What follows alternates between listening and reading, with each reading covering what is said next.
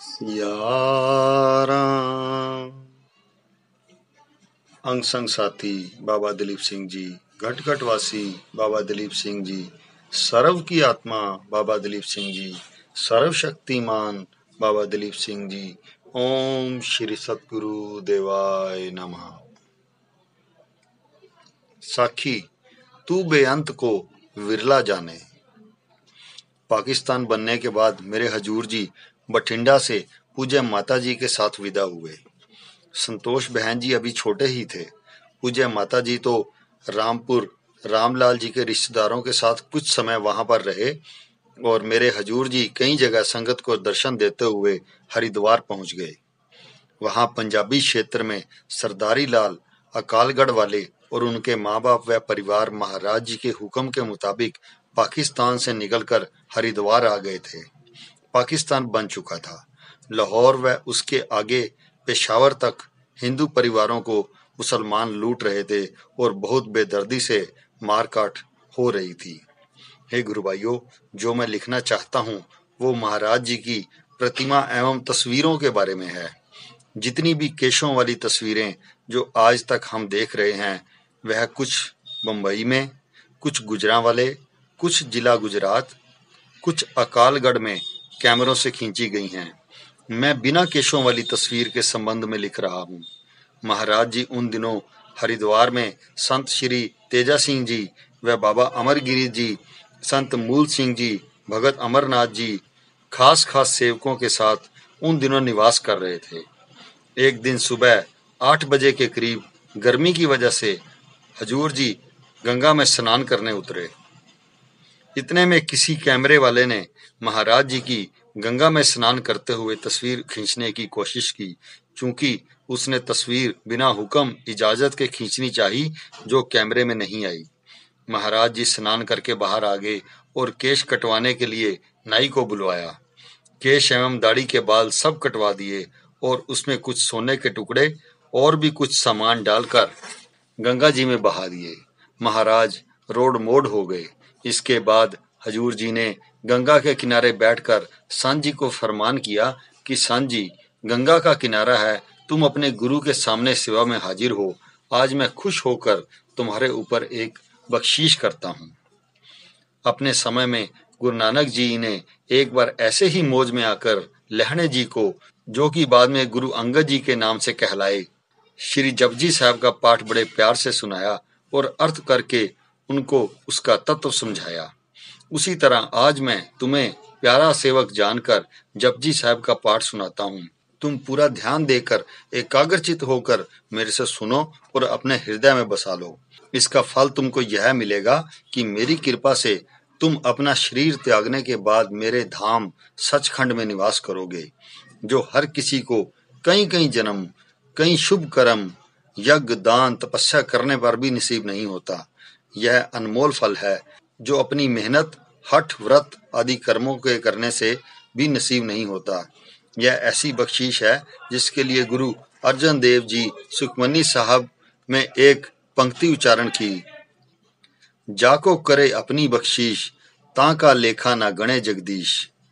इसलिए हे संत जी, मैं आप पर यह बख्शीश तो कर रहा हूँ, किंतु एक बात आपसे पूछना चाहता हूँ, उसका जवाब सोच कर देना, जल्दी नहीं करना। सवाल ये है, आपके ध्यान में, आपके मन में, आपकी आंखों में जो मेरा नक्शा, तस्वीर, शक्ल सब समाई हुई है, वो तो मेरा चेहरा केशों वाला है। जैसा बाणी में लिखा है, गुरु की मूरत मन में ध्यान। आपके ध्यान में तो मेरी शक्ल आज से पहले ही के केशों वाली ही है और आज मैंने निरंकार के हुक्म से केश कटवा कर गंगा में बहा दिए हैं और रोड मोड हो गया हूँ। अब आप क्या करेंगे? जब आप आंखें बंद करके मेरा ध्यान करोगे तो आपको मुश्किल नहीं आएगी? इस सवाल का जवाब सोच कर दो। तो उस समय संत जी ने बड़े अदब से महाराज जी के चरणों में सिर रख दिया।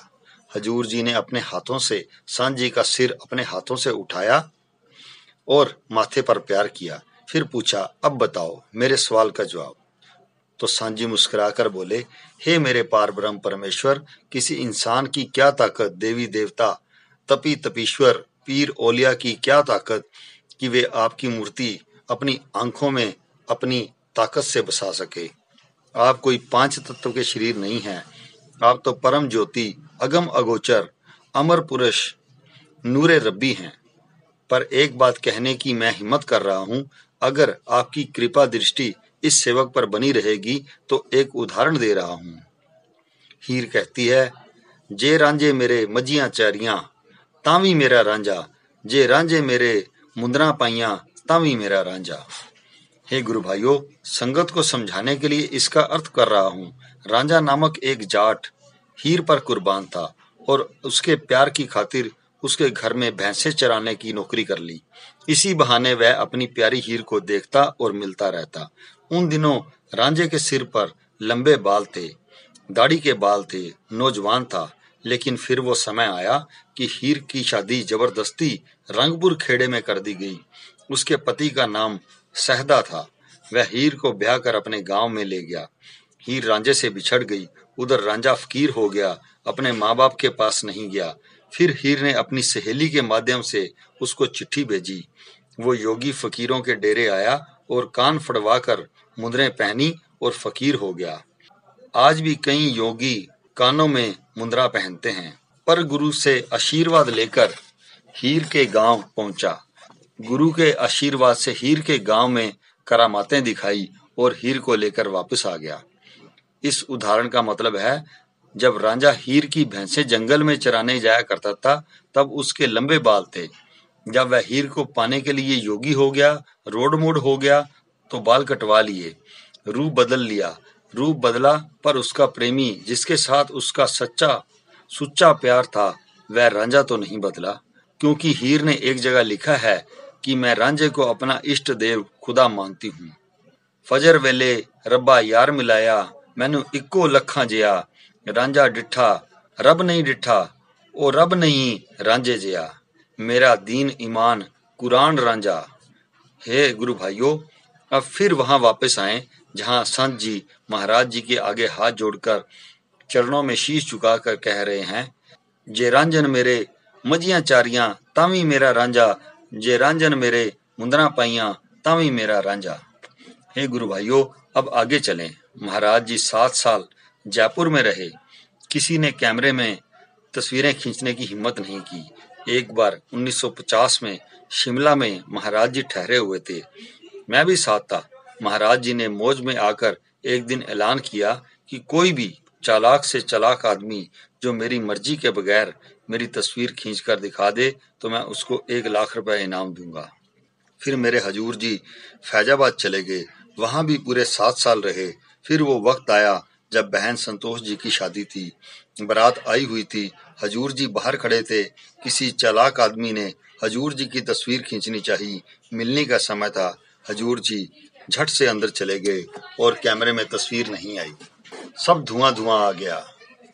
महाराज जी 7 साल फैजाबाद रहे। फिर जबलपुर चले गए। वहां पर इलाहाबाद से एक सज्जन शुक्ला जी कैमरा लेकर जबलपुर महाराज जी के दर पर आए। माता जी को नमस्कार किया। वह इजाजत लेकर महाराज जी के पास ऊपर चौबारे पर गया। भगत सावंत सिंह जी भी पास बैठे थे। शुक्ला जी की हजूर जी पर बड़ी श्रद्धा थी। दोनों हाथ जोड़कर विनती की कि हजूर जी कृपा करें, आपकी तस्वीर लेनी है। उन्होंने इतने प्यार से, विनम्रता से विनती की कि हजूर जी मान गए। उधर भगत सावंत सिंह जी ने मन में अरदास की कि हे मेरे मालिक, इजाजत बख्शें।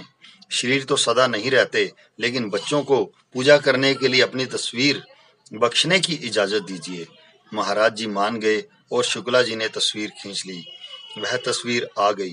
इसके बाद एक तस्वीर महाराज जी के सेवक संत प्रेमदास जी महाराज जी को चरण दबा रहे हैं, उस वक्त की है। संत प्रेमदास जी जो महाराज जी की सेवा में जबलपुर रहते थे। यह तस्वीर भी आ गई। इसके बाद भगत अमरनाथ जी फैजाबाद वाले हजूर जी के चरणों में विराजमान हैं, वह तस्वीर भी आ गई। इसके बाद श्री कल्याणदास जी महाराज जी की सेवा में विराजमान थे। महाराज जी चौकड़ी लगाए बैठे हैं। कल्याणदास जी महाराज जी के पीछे खड़े हैं, वह तस्वीर भी आ गई। इसके बाद बहन सुदेश जी की शादी पर बारात आई हुई थी और मिलनी के समय मेरी विनती मानकर महाराज जी ने एक गुलाबी पटका अपने शरीर पर सजाया। परम पूज्य माताजी महाराज जी के पीछे खड़े हैं, वह तस्वीर भी आ गई। यह सब तस्वीर बिना केशों के है। हे गुरु भाइयों, देखो मेरे सतगुरु की कृपा, जो अविनाशी पुरुष हैं, अचल अटल अमर पुरुष, महाकाल परम ज्योति, आद सच जुगाद सच, है भी सच नानक होसी भी सच। हजूर जी ने पर्दा करने से पहले फरमाया था। किसी ने पूछा, हजूर जी आप इशारा कर रहे हैं कि आप पर्दा कर जाएंगे, तो आपके दर्शन कहाँ होंगे? महाराज जी मौज में आकर बोले, हे मेरे बच्चों, मेरा हुक्म सुनो। अब बाबा दिलीप सिंह पत्ते पत्ते में, हाजरा हजूर, जाहिरा जहूर, सर्व कला भरपूर, जगदी जोत आपसे दूर नहीं है। और परम पूज्य माता जी को इशारा किया, हे मेरी जन्म जन्म की साथिन रानी जी, मैं समाधि में सोया भी जागता हूँ। यहाँ बहुत बड़े मेले लगेंगे, दूर दूर से सवाली आएंगे, किसी को खाली नहीं भेजूंगा। सतगुरु पूरा है, शक न करना। हे गुरु भाइयों, कई हजार श्रद्धालु समाधि के आगे सजदा करके फल पा रहे हैं, कोई सवाली खाली नहीं जाता। सिया